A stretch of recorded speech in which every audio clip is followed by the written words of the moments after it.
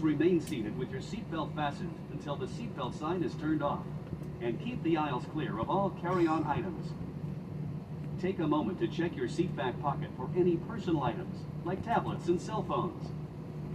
When you open the overhead compartment, be careful, as items may have moved in flight.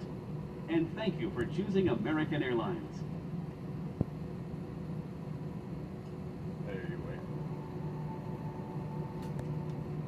Ladies and gentlemen, we would like to welcome you to Buffalo. We do ask that you remain seated with your seatbelt securely fastened until the aircraft has come to a complete stop and the seatbelt sign has been turned off. On behalf of American Airlines and our one-world partners, we would like to thank you for flying with us this evening. Please be careful when opening the overhead compartment, as items may have shifted on landing. At this time, you may now use your cell phone. We do ask that you please take a look around your surrounding areas to make sure that you have all of your belongings.